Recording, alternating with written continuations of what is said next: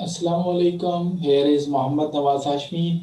Today we are talking about Constitution of British system, Constitution of British, or we can say that political system of Britain या political system of UK, United Kingdom.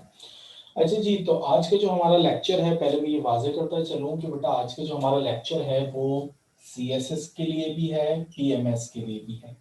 यानी ये जो political science का हम course इस वक्त continue कर रहे हैं, हम जो लेके चल रहे हैं, ये CSS के स्टूडेंट्स के लिए भी है, PMS के स्टूडेंट्स के लिए भी है, और अगर कोई BA पार्ट 2 का स्टूडेंट है तो बेटा ये उसके लिए भी है। और ये वाला जो सिस्टम है, इसमें से कुछ चीजें ऐसी हैं जो आपको कॉन्स्टिट्यूशनल लॉ में भी काम आ सकती हैं, तो लेक्चर बहुत गौर से सुनिएगा। अच्छा जी, हमारे लेक्चर में दो चीजें हैं, आज के लेक्चर में दो चीजें हैं। एक हमने आज हमने सिर्फ ब्रिटिश कॉन्स्टिट्यूशन को पढ़ना है। एक्चुअली हम आज ब्रिटेन के पूरे पॉलिटिकल सिस्टम को नहीं पढ़ेंगे, हम एक्चुअली सिर्फ इस पे फोकस करेंगे कि यूके का कॉन्स्टिट्यूशन, उसके फीचर्स क्या हैं और कौन कौन से पॉइंट्स ऐसे हैं जो यूके के कॉन्स्टिट्यूशन में मौजूद हैं और उसके सोर्सेस क्या हैं। इसके बाद इनकी कैबिनेट कैसे होती है, पार्लियामेंट का स्ट्रक्चर कैसे है, वजीर आजम के इख्तियारात क्या हैं, रॉयल फैमिली के इख्तियारात क्या हैं, ये सारा भी इसका हिस्सा है। लेकिन ये आज हम डिस्कस नहीं करेंगे क्योंकि इस वीडियो को जस्ट एक टॉपिक पे मैं बनाने लगा हूं। तो अच्छा भाई, हमने पढ़ना क्या है?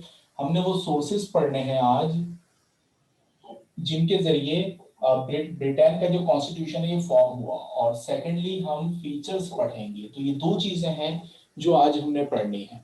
तो सबसे पहले तो बेटा ये वाजे करता चलूं कि जब हम यूके की बात करते हैं, ब्रिटिश कॉन्स्टिट्यूशन की बात करते हैं, तो इसे जमहूरियत की मां, मदर ऑफ डेमोक्रेसी भी कहा जाता है।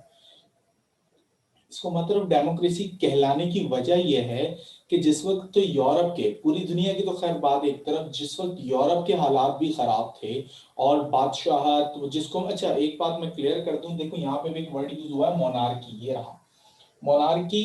हम पॉलिटिकल साइंस की लैंग्वेज में बादशाहत को कहते हैं, ठीक है। जब भी जहां पे भी लफ्ज मोनार्की आएगा तो मोनार्की का मतलब बादशाहत है। तो अच्छा जी, मैं यूरोप की बात कर रहा था उस दौर में। हम उस दौर में जब यहाँ पे कॉन्स्टिट्यूशनल डेमोक्रेसी एक तरह से आ गई, तो उस वक्त यूरोप के कई मुल्क ऐसे थे जिनमें जो बादशाहत की वजह से जिनकी नाक में दम हुआ हुआ था। ज्यादा दूर नहीं जाते, फ्रांस फ्रांस की अगर हम बात करें तो यस, फ्रांस में भी बादशाहत की वजह से और वहां के लोगों की नाक में दम हुआ हुआ था, और उस वक्त तो बादशाहत की वजह से बहुत ही खराब सिचुएशन थी। फ्रेंच रेवोल्यूशन से पहले की बात करें, और जिस वक्त वो फ्रेंच रेवोल्यूशन हो रहा था उस वक्त यूके में और डेमोक्रेसी एक तौर पे हम डेमोक्रेसी कह सकते हैं कि वो स्टैब्लिश होना शुरू हो चुकी थी। आगाज कब है बेटा? जब भी आप ब्रिटिश कॉन्स्टिट्यूशन की बात करोगे तो ये पॉसिबल नहीं कि आप मैग्ना कार्टा से बच सको। देखो, मैग्ना कार्टा को आपने लाजमी पढ़ना है और मैग्ना कार्टा के बारे में सवाल भी आते हैं, लेकिन एक्चुअली आज हमारा टॉपिक नहीं है तो मैं मैग्ना कार्टा के बारे में बात नहीं कर रहा। मैग्ना कार्टा 1215, हम यूं कह सकते हैं कि पहली जो कॉन्स्टिट्यूशन के तौर पे जो हमें डॉक्यूमेंट नजर आते हैं वो मैग्ना कार्टा है। दरअसल है क्या ये, मैं पूरी इसकी डिटेल नहीं बता रहा, शॉर्टली बता रहा हूँ। किंग को ये मजबूर किया गया, किंग क्योंकि एलिजिबल नहीं था, या फिर यूं समझ लो कि वो डिजर्विंग नहीं था, ना अहल था, तो उसको ये अथॉराइज करने का, ये जो अथॉराइज था वो कि टैक्स किसी पे भी लगा दे, अपनी मर्जी से कुछ भी कर सकता था, उससे वो अथॉरिटी ले ली गई और वो अथॉरिटी पार्लियामेंट की तरफ मूव करवा दी गई। आसान अल्फाज में मैग्ना कार्टा ही। अच्छा भाई, ये जो मैंने बात बताई है सिर्फ एग्जैक्टली ऐसा नहीं है, इसको जब मैं एक्सप्लेन करूंगा तब बताऊंगा कि ये जो मैंने बताया कि मैग्ना कार्टा को शॉर्टली ऐसा क्यों है, तो ये ऐसा मैंने क्यों कहा। लेकिन फिलहाल ये हमारा टॉपिक नहीं है, आप कहेंगे तो इंशाल्लाह इस पे भी एक अलग से टॉपिक बना देंगे। लेकिन आज जो हमारा टॉपिक है वो बरतानिया का जो कॉन्स्टिट्यूशन है, जिसको हम आइन या दस्तूर भी कहते हैं। तो सबसे पहले उसके सोर्सेज सुन लें। अच्छा, एक चीज इससे पहले कि हम बरतानिया के आइन को पढ़ें, एक चीज बरतानिया के आइन के बारे में और एक चीज बरतानिया के लोगों के बारे में, यानी एक चीज इंग्लैंड के लोगों के बारे में सुन लें और एक चीज इंग्लैंड के पॉलिटिकल सिस्टम के बारे में सुन लें। सबसे पहले इंग्लैंड के लोगों के बारे में अपने जहन में ये बात बिठा लें कि बेटा इंग्लैंड के लोगों की नेचर हमारे जैसी नहीं है, ये बहुत ज्यादा कंजर्वेटिव लोग हैं। अच्छा जी, व्हाट इज कंजर्वेटिव? कंजर्वेटिव से मुराद है पुराने ख्यालात के हामी। या फिर ये आसान अल्फाज में और दूसरे अल्फाजों में समझाऊं तो इन्हें अपनी नेचर को, अपनी सोच को या किसी नई चीज को अपनाने में टाइम लगता है। सोच को, नेचर को तब्दील करने में या किसी नई चीज को अपनाने में टाइम लगता है।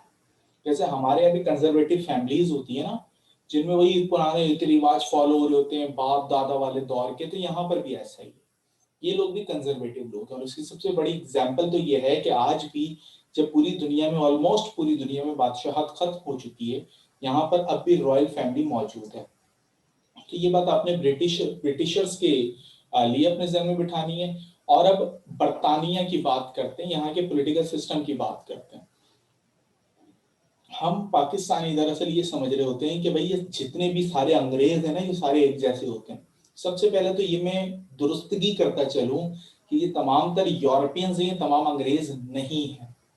इवन आप इनमें ऐसे भी मुल्क हैं जैसे जर्मनी वगैरह जो है, अगर आप उनको अंग्रेज बोल दो तो बेटा वो आपको कत्ल कर देंगे। अंग्रेज कौन है? अंग्रेज यूके के लोग हैं, सही है, अंग्रेज यूके के लोग हैं। अच्छा जी, एक और गलतफहमी जो पाई जाती है, अमेरिका बरतानिया ये सारे एक जैसे ही हैं। आपको सुन के हैरत होगी कि इन दोनों में बहुत ज्यादा इख्तलाफ है। इवन इतना इख्तलाफ है, इस हद तक इख्तलाफ है कि अगर एक कहेगा दिन है तो दूसरा कहता है रात है। इनके जब हम पॉलिटिकल सिस्टम को, आज हम बरतानिया का पढ़े, इंशाल्लाह फिर किसी दिन वीडियो बना के आपको जब अमेरिका का पॉलिटिकल सिस्टम में बताऊंगा, तब आपको अंदाजा होगा कि इन दोनों में सिवाय डेमोक्रेसी के कोई चीज कॉमन नहीं है। अच्छा, डेमोक्रेसी के भी फॉर्म अलग अलग, वहां प्रेसिडेंटल या पार्लियामेंट्री, हर चीज अलग है। इनके कोई चीज एक जैसी नहीं है, इतना फर्क है इन दोनों में। तो हम लोग जो समझ रहे होते हैं एक आम बंदे की सोच में और एक पॉलिटिकल साइंटिस्ट या फिर सीएसएस के जो जिसमें कैंडिडेट है उसकी सोच में फर्क होना चाहिए, तो फर्क यहां से जनरेट होता है। अब स्टार्ट करते हैं। क्योंकि मैंने बता दिया कि भाई यहाँ पे ये जो आइन भी, अच्छा जी, आइन जो है ना इनका बाकायदा तौर पे वैसा नहीं है जैसे दुनिया भर का है, क्योंकि अमेरिका का नॉर्मल है, तो अब इनका तो नॉर्मल हो नहीं सकता था क्योंकि बिल्कुल सारी चीजें अपोजिट होंगी। अब इनका आइन, जैसे हम पाकिस्तानी आइन की बात करें तो पाकिस्तानी आइन एक किताब की सूरत में मौजूद होता है। लेकिन जब हम इनके आइन की बात करते हैं तो ऐसा नहीं है। इनका आइन बहुत सारी चीजों से मिलकर बना है। जैसे सबसे पहले कस्टम्स एंड कन्वेंशंस, यानी रीति रिवाज और पुराने जो तहजीबें हैं उससे मिलकर बना है, यानी इनके आइन में, क्योंकि इनके आइन किताबी सूरत में मौजूद नहीं है। ये मैं अपने स्टेटमेंट को बाद में क्लियर करूंगा कि मैं ये क्या कह रहा हूँ और क्यों कह रहा हूँ।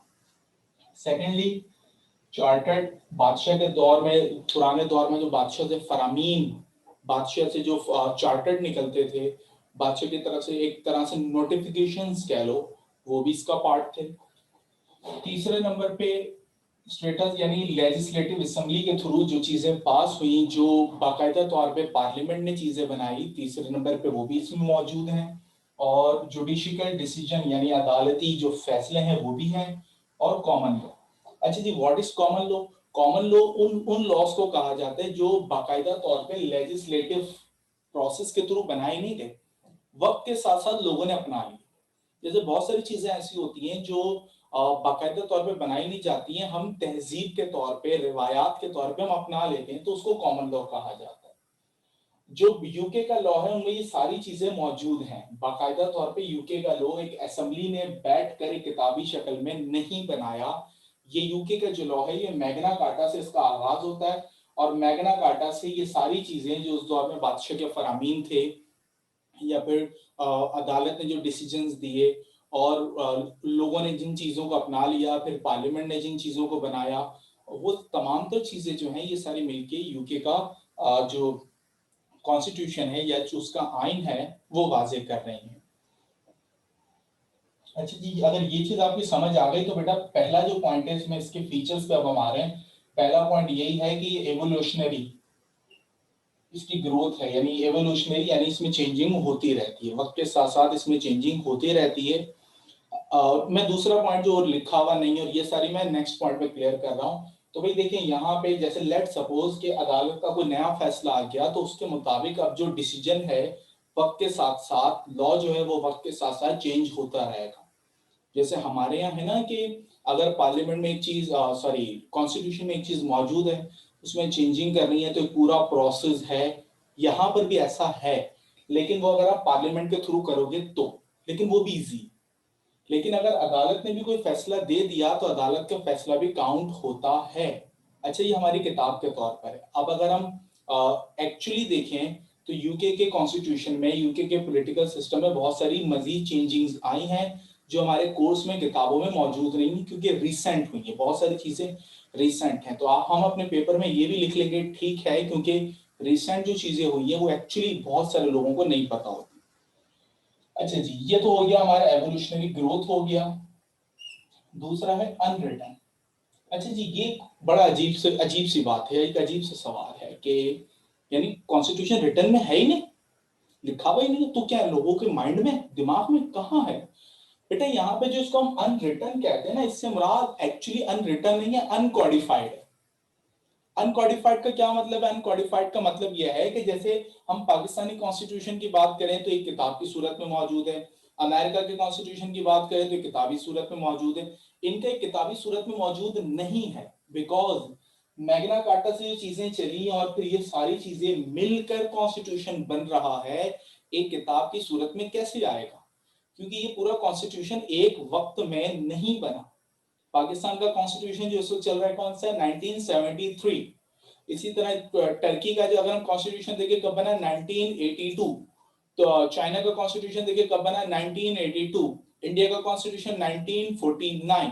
लेकिन यहाँ का कॉन्स्टिट्यूशन एक वक्त में नहीं बना, तो एक किताबी सूरत में मौजूद नहीं है, इसलिए अनरिटन इसे कहते हैं। लेकिन जब आप हेडिंग को एक्सप्लेन करेंगे तो आप उसे ये बयान कर देंगे कि भाई अनकॉडिफाइड एक्चुअली एक किताबी सूरत में अनरिटन नहीं, एक किताबी सूरत में रिटर्न नहीं है, मुख्तलिफ जगहों पे है, और एक्चुअली ये अनकॉडिफाइड है, इसको कॉडिफाइड एक किताबी सूरत में लिखा हुआ नहीं है। ये दूसरा पॉइंट है। तीसरा, फ्लेक्सिबिलिटी।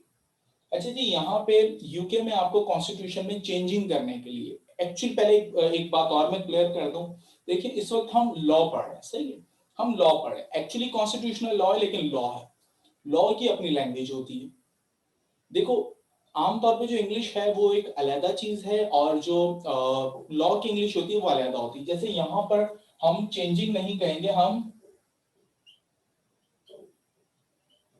अमेंडमेंट कहेंगे, और अमेंडमेंट का मतलब चेंजिंग ही है। उर्दू में इसको तरमीम बोलेंगे। यकीनी तौर पे आपने न्यूज चैनल में सुना होगा तरमीम, आइन में तरमीम, 18वीं तरमीम। तो एक्चुअली ये तरमीम है, तरमीम को इंग्लिश में अमेंडमेंट कहते हैं। तो 18th अमेंडमेंट भी आपने यकीनी तौर पे सुना होगा, और कॉन्स्टिट्यूशनल आपके पॉलिटिकल साइंस के पेपर 2 के लिए भी 18th अमेंडमेंट के पॉइंट बहुत जरूरी है, और मेरे यूट्यूब चैनल पे 18 अमेंडमेंट को मैंने कंप्लीटली एक्सप्लेन किया है, तो अगर आप चाहें तो उसका भी लिंक मिल जाएगा आपको। तो अच्छा जी, यहाँ पे अब आपको आप यूके के कॉन्स्टिट्यूशन की बात करें तो ये फ्लेक्सिबल इसलिए है क्योंकि अगर आपको इसमें अमेंडमेंट करनी है तो इसमें अमेंडमेंट करना बहुत आसान है। कितना आसान है? इतना आसान है कि यहाँ पे आपको अमेंडमेंट करने के लिए, जस्ट सिंपल मेजोरिटी चाहिए होती है। अच्छा जी, ये याद रखिएगा बेटा, simple majority. Simple majority means just more than half. Simple majority means just more than half. तो अगर हम हाफ करें तो 50%, और जस्ट मोर देन हाफ यानी 51%। यहाँ पे आपको अमेंडमेंट करने के लिए, आइन में अमेंडमेंट करने के लिए, पार्लियामेंट में अगर आप प्राइम मिनिस्टर हैं और आपको चेंजिंग करनी है तो आपको यहाँ पे जस्ट मोर देन हाफ यानी 51% की रजा चाहिए होगी, और आप इसमें आइन में चेंजिंग कर सकते हैं। इसको सिंपल मेजोरिटी कहा जाता है, याद रखिएगा। अच्छा जी, separation of power. Separation of power को एक्चुअली हम अमेरिका के कॉन्स्टिट्यूशन में बहुत डिटेल में पढ़ेंगे। मॉन्टेस्क्यू एक फिलोसफर था, मॉन्टेस्क्यू की, ये बेसिकली मॉन्टेस्क्यू ने इसका आइडिया था। ये सेपरेशन ऑफ पावर का मतलब ये है कि भाई देखो, हर इदारा यानी लेजिस्लेटिव, एग्जीक्यूटिव और जुडिशरी, ये तीन और हुकूमत के ऑर्गन्स हैं। ये तीनों ऑर्गन्स अपना अपना काम करें, दूसरों के काम में टांग ना अड़ाएं, और ये तीनों ऑर्गन्स एक दूसरे से कंप्लीटली सेपरेट हों। उसके बाद ये तीनों ऑर्गन्स जो हैं ये एक दूसरे पे चेक रखें कि कहीं कोई अपने इख्तियारात से, अपनी अथॉरिटी से आगे तो नहीं बढ़ रहा। अब जब तीनों अपनी अथॉरिटीज पे चेक रखेंगे तो सिस्टम बैलेंस रहेगा। चेक एंड बैलेंस, उर्दू में इसको तहदीद व तवाजुन का सिस्टम कहते हैं, इंग्लिश में इसको चेक एंड बैलेंस कहते हैं। चेक एंड बैलेंस भी सेपरेशन ऑफ पावर की वजह से। लेकिन जब हम यूके के कॉन्स्टिट्यूशन की बात करते हैं तो यहाँ पे लिमिटेड सेपरेशन ऑफ पावर है। क्योंकि क्योंकि जब हम पार्लियामेंट्री सिस्टम की बात करते हैं तो यहाँ पे एग्जीक्यूटिव और लेजिस्लेटिव ये दोनों अलग नहीं होती। लेजिस्लेटिव असेंबली में जो लोग होते हैं वहीं से तो एग्जीक्यूटिव बनती है। इवन हम जब प्राइम मिनिस्टर के बारे में पढ़ेंगे तो prime minister leader of the house भी है, मतलब लेजिस्लेटिव असेंबली में भी मौजूद है। और सेकेंडली जो चीफ एग्जीक्यूटिव भी है, यानी एग्जीक्यूटिव जो कैबिनेट होती है, कैबिनेट में जो एग्जीक्यूटिव बेसिकली कैबिनेट को ही कहते हैं, उसके अंदर फिर वजीर आजम की जो अपनी टीम है जिसको कैबिनेट कह रहे हैं, उस कैबिनेट का हेड भी है। तो यहाँ पे कंप्लीटली सेपरेशन ऑफ पावर नहीं हो सकती, यस लिमिटेड जरूर हो सकती है, यूके में ऐसा ही। इसके बाद यूनिटरी सिस्टम ये बेसिकली पावर शेयरिंग के हवाले से, यानी डिस्ट्रीब्यूशन ऑफ पावर के हवाले से, पावर को डिस्ट्रीब्यूट कैसे किया हुआ है। अच्छा जी, मैं बहुत ज्यादा इस पर बात तो खैर नहीं कर सकूंगा अभी, क्योंकि हमारा टॉपिक एक्चुअली ये नहीं है। लेकिन यूनिटरी सिस्टम में तमाम तर पावर सेंट्रल गवर्नमेंट के पास होते हैं, सिर्फ इतना समझ लें, क्योंकि सारे टॉपिक्स जो हैं ये बहुत ज्यादा डिटेल्ड मांगते हैं। तो फिलहाल अगर मैं इनको डिटेल में जाऊंगा तो हमारा जो एक्चुअल टॉपिक है वो हट जाएगा और वीडियो बहुत ज्यादा लेंथी हो जाएगी। मैं नहीं चाह रहा वीडियो बहुत ज्यादा लेंथी हो, ताकि आप लोग इसे एंड तक देख सकें। तो यूनिटरी सिस्टम बेसिकली वो सिस्टम होता है जिसमें तमाम तर पावर्स जो है वो सेंट्रल गवर्नमेंट के पास होती है। सेंट्रल गवर्नमेंट उन तमाम पावर को एंजॉय करती है, वो सूबों के साथ या फिर जो लोकल बॉडी होती है उसके साथ शेयरिंग नहीं करती।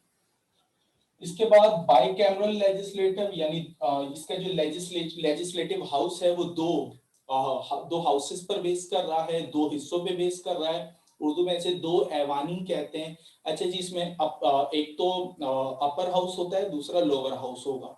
अपर हाउस जब हम यूके की बात करते हैं तो हाउस ऑफ लॉर्ड्स, और जब हम लोअर हाउस की बात करते हैं तो house of common.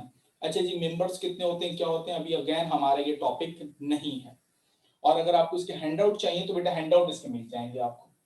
Supremacy of parliament, parliament सबसे ज्यादा सुप्रीम है। कितनी सुप्रीम है, सबसे सुप्रीम है। और इनकी जो जुडिशरी है वो भी पार्लियामेंट के सामने नहीं कह बोल सकती। जैसे हम पाकिस्तान में देखते हैं ना, जुडिशरी ने रिव्यू ले लिया और पार्लियामेंट से पूछ लिया भाई ये आइन क्यों भेजा।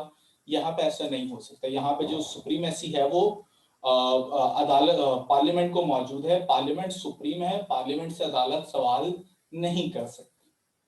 इसके बाद कॉन्स्टिट्यूशनल मोनार्की, यस ये बहुत इंपॉर्टेंट चीज है। देखो यहाँ पे मोनार्की है, मोनार्की क्या, लेक्चर के स्टार्ट में जरा एक दफा फिर दिमाग पर जोर डालो। मोनार्की किसे कहते हैं, बादशाहत को कहते हैं। यस यहाँ पे बादशाहत है, लेकिन कॉन्स्टिट्यूशन के तहत है, कॉन्स्टिट्यूशन के अंडर है ये बादशाहत। ये वो वाली बादशाहत नहीं है कि चलो फला का सर कलम कर दो, ये कर दो, वो कर दो, ये वो बादशाहत नहीं है। इवन यहाँ पे बादशाह जो मलका है, ये अगर आइन को अप्रूव करने के लिए भेजा और 2 बार उसने अप्रूव नहीं किया, तीसरी बार उसे इजाजत की भी जरूरत नहीं है। एक मिसाल देके समझा देता हूँ कि बादशाहत कितनी कमजोर है। अगर पार्लियामेंट चाहे तो सिर्फ एक अमेंडमेंट के जरिए, सिर्फ एक चेंजिंग के जरिए बादशाहत के इदारे को खत्म कर सकती है। पार्लियामेंट इतनी स्ट्रांग और बादशाहत जो है वो इतनी कमजोर है यूके में। अच्छा जी, इसके बाद पार्लियामेंट्री फॉर्म ऑफ गवर्नमेंट है। पार्लियामेंट्री फॉर्म ऑफ गवर्नमेंट का मतलब यह है कि यहाँ पे पार्लियामेंट सुप्रीम होती है, और पार्लियामेंट का सुप्रीम होने का मतलब यह है कि तमाम तर पावर्स वजीर आजम के पास होती हैं। तो वजीर आजम और पार्लियामेंट यहाँ पे सुप्रीम है। और यहाँ पे 2 पार्टी सिस्टम है। 3 तरह के सिस्टम होते हैं। एक 1 पार्टी सिस्टम होता है, ये चाइना में मौजूद है। चाइना के कॉन्स्टिट्यूशन को पढ़े तो वहां पे हम कम्युनिस्ट पार्टी को देखते हैं। इसके अलावा 2 पार्टी सिस्टम होता है, अमेरिका और यूके, इन दोनों में ये चीज भी अगेन एक कॉमन है कि इन दोनों में 2 पार्टी सिस्टम है। ऐसा नहीं कि सिर्फ 2 ही पार्टीज है, इनके अलावा है, लेकिन गवर्नमेंट में 2 रहती है। और तीसरा जो सिस्टम है वो मल्टी पार्टी सिस्टम। अच्छा जी, multi party system Pakistan, India यहाँ पे है। आपको सुन के हैरत होगी कि हमारे मुल्क में ऐसी कई सारी पॉलिटिकल पार्टीज रजिस्टर्ड हैं जिनका कभी आपने नाम भी नहीं सुना होगा। हमारे टीचर हमें पढ़ाते, वो कहते थे चिंची पार्टीज। अच्छा जी, उन्हें चिंची पार्टी इसलिए कहते हैं क्योंकि पार्टी इतनी छोटी होती है, सारे मेंबर एक ही चिंची में आ जाए। मतलब 8-10 लोग होते हैं, गली से बाहर उनको जानता भी नहीं कि ये भी पॉलिटिकल पार्टी रजिस्टर्ड है। तो मल्टी पार्टी सिस्टम हमारे मुल्क में मौजूद है, लेकिन यहाँ पर 2 पार्टी सिस्टम है। रूल ऑफ लॉ, यानी कानून की हुक्मरानी है। कानून सबसे सुपीरियर है, कानून से बढ़कर कोई भी नहीं है। इवन वजीर आजम भी जो होगा वो भी कानून के सामने जवाबदेह है। कानून कौन सा? जो बनाया पार्लियामेंट ने, क्योंकि मैंने कहा था ना पार्लियामेंट से सुप्रीम कोई भी नहीं है, तो कानून बनाने वाली तो पार्लियामेंट है ना, अदालत तो सिर्फ उसको असिस्ट कर रही है, अदालत तो सिर्फ उसको प्रोटेक्ट कर रही है। एक्चुअली कानून बनाने वाली तो लेजिस्लेटिव जो असेंबली है वो खुद है। और इसके बाद फंडामेंटल राइट। अच्छा जी, फंडामेंटल राइट ये एक ऐसी हेडिंग है जो आपको ऑलमोस्ट, बल्कि ऑलमोस्ट के तमाम ही कॉन्स्टिट्यूशन में नजर आती है, क्योंकि हर कॉन्स्टिट्यूशन अपने लोगों की जो बेसिक राइट है उनको प्रोटेक्ट करना जानता है और उनको प्रोटेक्ट करने की बात करता है। जी बेटा, यहां तक हमने पार्लियामेंट के तमाम तर जो ब्रिटिश कॉन्स्टिट्यूशन के जितने भी उसूल थे वो सारी चीजें हमने पढ़ी हैं, और वो तमाम तर चीजें जो ब्रिटिश कॉन्स्टिट्यूशन में मौजूद थी, मैंने कोशिश की कि उसमें से ज्यादातर चीजों को मैं आपके सामने लाइटली एक्सप्लेन कर दूं। लाइटली एक्सप्लेन करने का मकसद ये है क्योंकि आप में से ऐसे भी स्टूडेंट्स होंगे जो एक्चुअली जिन्होंने कभी ये चीजें नहीं पढ़ी हों, जिनका बैकग्राउंड मुख्तलिफ फील्ड से होगा, तो इसीलिए मैंने लाइटर मोड पे सारी चीजें एक्सप्लेन की हैं। इनकी डिटेल्स और भी बहुत सारी हैं और इनके नोट्स भी बने हुए हैं। अच्छा जी, इसके अलावा अगर कोई इशू, कोई सवाल, कोई मसला हो तो जहां जिस आईडी के थ्रू मैंने ये वीडियो अपलोड की है, मेरा नाम सैयद मोहम्मद नवाज हाशमी, आप इसी पे राब्ता करके पूछ सकते हैं। चलें जी, आज के लिए इजाजत, इंशाल्लाह फिर मुलाकात होगी और उम्मीद करता हूँ ये वीडियो पसंद आई होगी। अगर वीडियो पसंद आई तो फीडबैक जरूर दीजिएगा। अल्लाह हाफिज।